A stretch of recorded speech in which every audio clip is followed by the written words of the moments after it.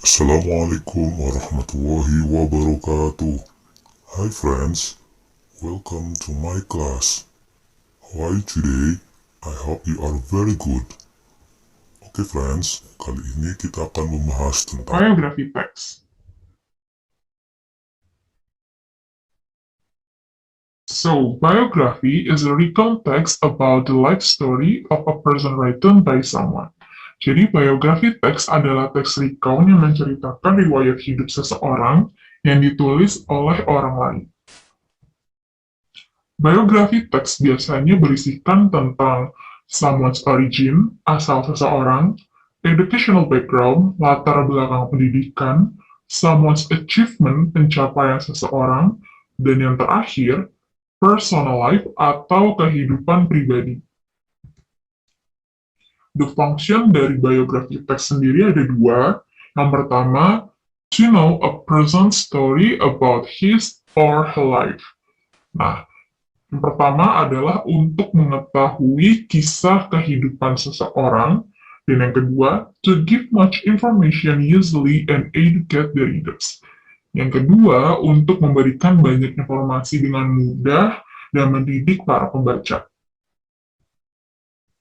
Type of biography sendiri ada dua. Yang pertama ada autobiography, dan yang kedua ada biography. Autobiography adalah story of someone's life journey written by the person himself, first person point of view. Autobiografi adalah kisah perjalanan hidup seseorang yang ditulis oleh orang itu sendiri berdasarkan sudut pandang orang pertama. Sedangkan biografi is a person's life story that is told by other people in narrative form. Nah, biografi adalah kisah hidup seseorang yang ditulis oleh orang lain dalam bentuk narasi. Karakteristik of biography ada tiga. Yang pertama, according to facts. Yang kedua, ada content someone's life experience. Dan yang ketiga, has a clear structure. Yang pertama, berdasarkan fakta pada tokoh yang akan diceritakan dalam bentuk narasi. Yang kedua, harus berdasarkan fakta pengalaman hidup seperti jenjang pendidikan, karir, hubungan, dan bahkan cerita akhir hayat. Dan yang ketiga, memiliki struktur yang jelas, terdiri dari orientasi, peristiwa, dan reorientasi. Selain itu, biography text juga menggunakan third person pronouns yang terdiri dari he, him, his, himself, she, her, hers, herself, it, its, itself, they, them, their, theirs, and themselves.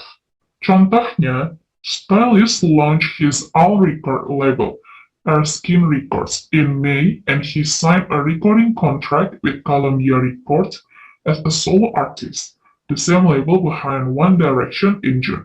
Nah, di sini sudah Miss Bold, mana saja kata yang menggunakan third person pronouns. Di sini ada dua, ada his dan ada him.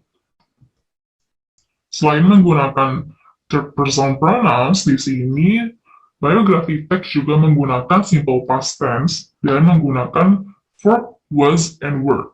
Di sini contoh dari simple past tense yaitu Stylist wrote the song Someday in collaboration with Meghan Trainor for Michael Buble's album Nobody But Me, released in October. Yang kedua, di sini ada contoh dari verb was and were, yaitu many of his ancestors were from laborers in Norfolk. Dan yang kedua, her parents were both teachers and she was the youngest of 5 children.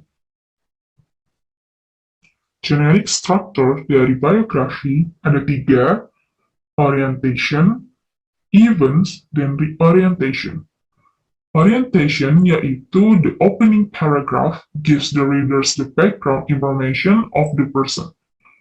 Orientation adalah paragraf pembuka memberi pembaca informasi latar belakang orang tersebut. Events, the stage presents a series of events usually recounted in chronological order. Tahap ini menyajikan serangkaian peristiwa, biasanya menceritakan dalam urutan kronologis. Sedangkan reorientation, yaitu this stage is the closing part.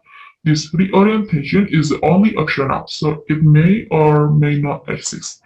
Jadi reorientation itu adalah tahap penutup.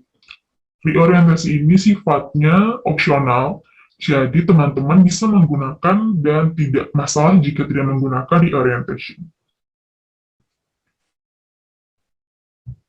Nah, ini contoh dari biografi teks punya Harry Styles.